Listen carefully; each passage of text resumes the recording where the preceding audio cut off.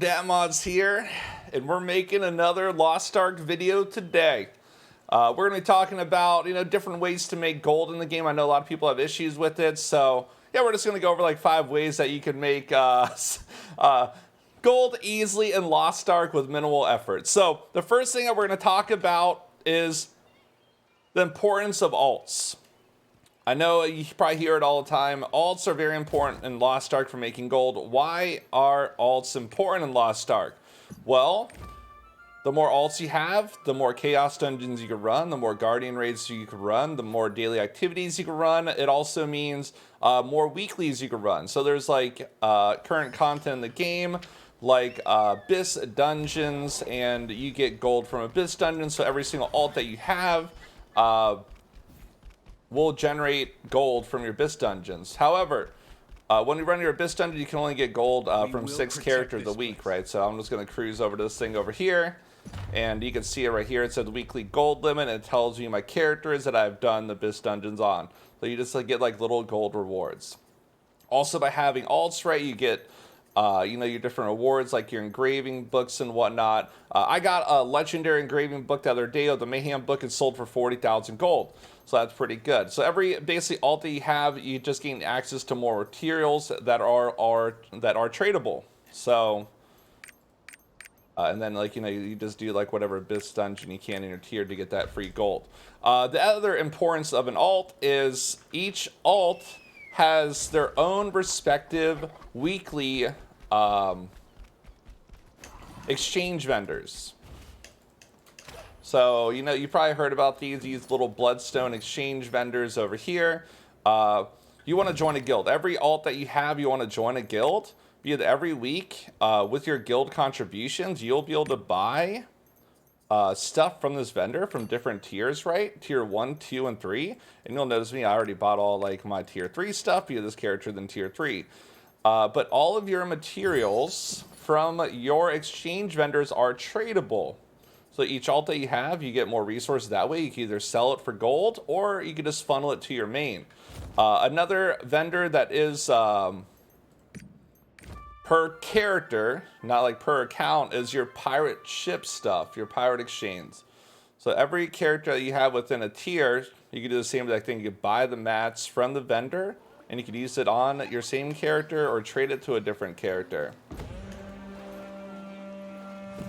Alright, so, oh, there he is. There it is. So it's like either just outside of like every port. You just go here, right, and there's like your different material exchanges every week. But these are all tradable too. Every single one of these. So you could buy out a massive amount of them, right? So I don't really have that many, but look, that's 900 Guardian Stones right there. Right? And same with that thing. You literally get 900 T3 Guardian Stones from that vendor every week on every character that is within that tier. So if you have 2 tier 3 alts, you get 1800.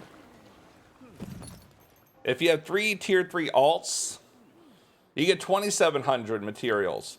The more alts that you have within a relevant tier, the more tradable materials you're able to purchase every single week.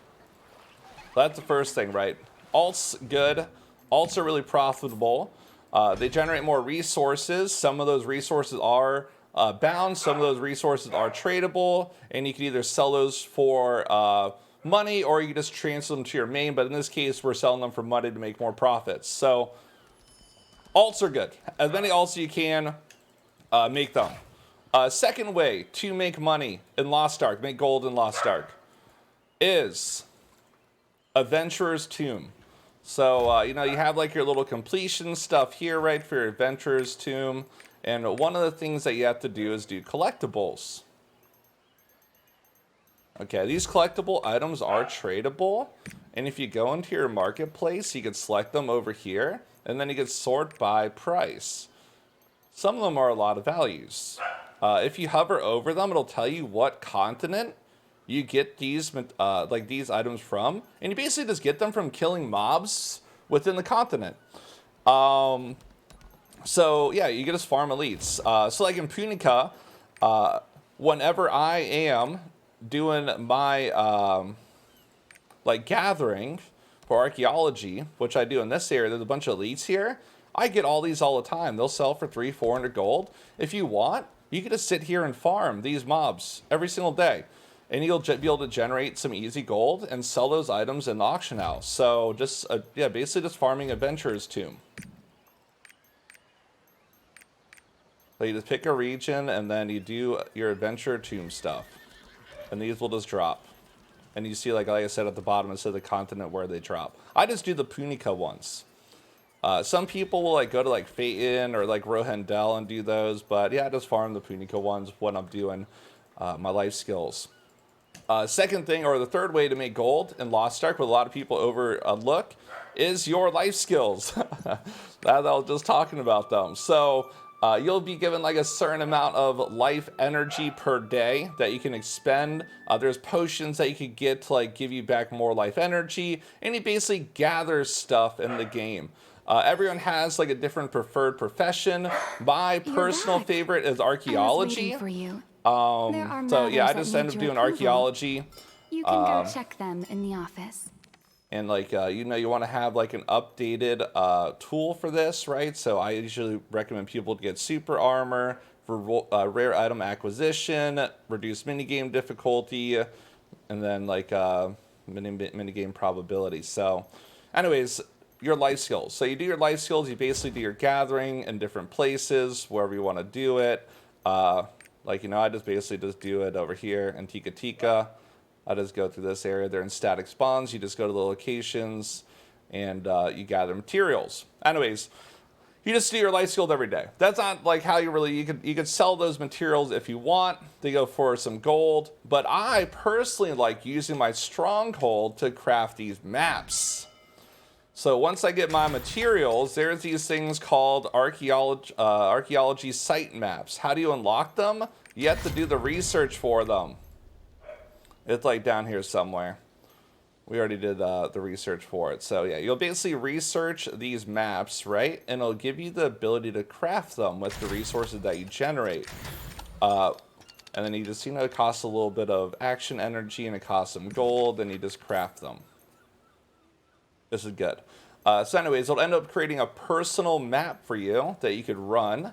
And it'll just be in the secret forest area, right? If you craft the Punica ones. I wouldn't really recommend doing the lower tier ones, just the T3 ones. But yeah, you'll basically have to find the secret map location. You go in there, and then when you run those secret maps, you'll get like items that give you honing chance increases. But the big thing is crafting kits. So there's these different crafting kits that you could get in the game. And you can see them here. They go for different values. There's a master kit, there's an expert kit, there's an adept kit, and there's an apprentice kit. These two aren't really too good. They don't sell for too much gold, but you can make better tools to give you more rewards. But then you also hit expert and master kits. Okay. I have found like 2 master kits so far and a couple expert kits, so it's a pretty nice payday. The price of these have been dropping. They were like 18,000 gold a pop the other day. But basically just, yeah, go and run. Do your life skills every day. So I do my archaeology, get your materials, and then craft your mats, and then go run them. And it's just a dice roll. Some days you won't make too much profit, but then every once in a while, you'll hit some big profit items and see a huge surge in how much gold you're making. So, do your life skills and then do your maps also. Next thing, you've probably already been doing this, but if you go to your Procion's Compass, there is daily and weekly activities that have different rewards. Chaos Gate is one of the big ones. So every day when you log in, make sure to check your Procion's Compass. You'll end up running your Chaos Gate. When you run your Chaos Gate, you have a chance of getting a blue map, an epic map, a legendary map, and even a relic map. And then at the end, there's a map that comes up for bid. It's a legendary map, and you can bid on that if you want. And the reason why people are running these maps is they give you tradable materials. They'll give you like these little caches depending on the tier of map that you're in. You have a chance of getting engravings, and you get like some upgrade materials and also gems with for your relevant tier will like drop. And then instead of running these solo, you do like map rotations for them. So you invite like 3 other people to your parties, so you get 4 times, you just get 4 players worth of materials instead of 1 player. Okay, but also when you're doing these maps, you get these little rift shards. Here, I'll like open up my little inventory, but anyways, you get rift shards, right? You get these little rift shards, these little rift pieces, right? And these rift pieces, you exchange them at a vendor. Let me go back to town. Basically, each tier has a vendor, and it's not always worth doing the exchange for your relevant tier. So you always want to do the highest level of Chaos Gate, but you don't always want to do the highest tier of the exchange vendor.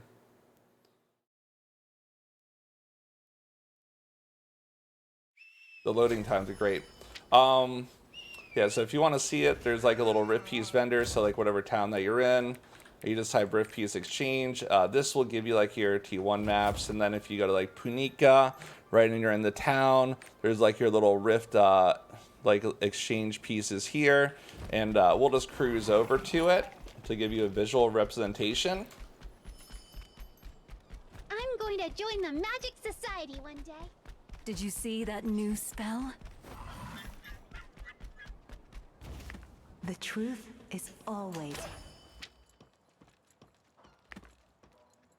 Rift exchange, right? So anyways, you basically will exchange your rift pieces that you get from your Chaos Gate for different maps. The blue maps, epic maps, and you have a chance of getting like legendary maps also. You don't always want to exchange your rift pieces for the highest possible tier. And why is that? Let's open up the marketplace. And you're gonna have to calculate this on your own because different regions have different pricings. But if we go to like our enhancement materials, right, and you just click search, it'll show like all the different enhancement material prices. So what you're gonna wanna do is just calculate how much gold you're making per rift piece. So for example, you're running these most of the time for shard bags. These are guaranteed. The type of shard bag that drops is based off the tier of map you're doing. So blue maps will drop like green bags. Epic maps will drop blue bags, and then legendary maps will drop purple bags. But if you notice when you sort by price, the most expensive bags aren't tier 3 bags. Okay, so when you go do your rotation, so like you're going to do these in rotation also. When you purchase your maps, you don't always want to buy the highest tier map. You want to calculate what map is most profitable. So sometimes it's better to do tier 1 maps, like buying those maps with your rift shards. Sometimes better to do T2 maps. Sometimes better to do T3 maps. The nice thing on T3 maps though is you do get like honing upgrade materials, and then you also get engraving books. The engraving books, they're like super RNGs. Most of the time, you'll just get epic ones, but you can get legendary ones. So there's like a gambling aspect there. There's the potential of getting a high yield item, but it's very, very low percent. But for guaranteed profits, as of right now, it's actually better to spend your rift shards on tier 1 and tier 2 maps at the exchanges within the cities, and then running those in Rota and just selling those for gold. So that's it. The next way to make gold, and this is like a very, very last ditch thing, is in tier 3, there is this thing called Endless Chaos. Well, you could do Endless Chaos in tier 1 and 2, but the big difference between tier 1, 2, and 3 is tier 3 Endless Chaos dungeons. Do you require assistance? The exchange is almost unlimited, and all the materials are tradable. So if you're bored and you just want to grind chaos dungeons as much as you can, you could do that. So you kind of just like after your 2 daily limit, you'll go over here and you'll just grind chaos dungeons non-stop. 8 hours, 10 hours, 12 hours. If you play like Path of Exile or Diablo, this will be like very similar to grinding rifts or maps. And then when you grind those like rifts and maps, you end up getting like these shards, right? And then you can also get these fragments. So these fragments will allow you to purchase jewelry, right? So that's a gamble. You could get jewelry with really good engravings or like stats on them, and you could sell them for money. But you also get like materials for like upgrading your gear, and they're tradable too, right? So I have like some shards of purification that I already got, so I could just click it, right? But every single time you buy, the price goes up. So yeah, if you just want to grind like an endless rift or map type thing and make some money, you could do that also for tier 3. And then last but not least, this requires a lot more game knowledge, but auction house flipping. So you need to learn how to approximate the price of items in Lost Ark. So it's kind of like knowing like what is good for each class. There's a little spreadsheet here that I would recommend, and I'm going to link it down in the comments section. And you should try to memorize this, but it kind of tells you like what class has what stat priorities and what engravings. So this is like different classes. This is their stat priorities. These like they're usually normal engravings, and then the advanced engravings like Grudge and Cursed usually are always worth a bunch. These are high risk, high reward engravings, so you need to learn how to approximate the value of items in Lost Ark, and then based upon that, you could flip within the marketplace. So this is like a little search tutorial. So whenever you get an item, you're going to control and click on it, and you can do auction house value. Your stat priorities for gear usually is combat stats, then engravings, and then quality. Quality is usually the last thing that you really focus on for your accessories. So for if you're doing this, right? So what you'll do, like I have all 3 good engravings, and you'll end up clicking search here, and then you don't look at market value, you go to this little search thing. And it'll show items of similar stats, but I didn't put a min value, right? So if I put like the min values, it'll make it a little different. And this is an aim, not a ring, not really too good. It's missing crit, but Grudge supercharged for 1500 golds, not too bad. So anyways, based off of that chart and like different search preferences and looking at comparables, you could learn how to flip in the auction house. You can like look at like some of my sales and stuff or whatever that I've made recently. But yeah, I purchased some like really good stuff in the auction house really cheaply by doing this. Sometimes I sell it for a profit, sometimes I use it. So like this ring right here, I bought for like 1500 gold. Is it a 1500 gold ring? No, it's not. So if you are comfortable with, basically flipping, using the marketplace to your advantages, knowing what searches to do can make you quite a bit of gold. It costs fions, yes, but you're not gonna like really do this for low profit items. It's like when the pricing would obviously vary wrong and there's large room for profits. Because some people don't know how to do the searches correctly. So yeah, you do a little market search, right? Expert explosive, not really good. How do I know that? Because you like kind of reference the sheet a little bit for the class. So it'll tell you like, okay, that's not too good. Then you put in like your number, adjust quality values a little bit. You can remove the name, and there you go. It'll like show those accessories, right? And then you can filter.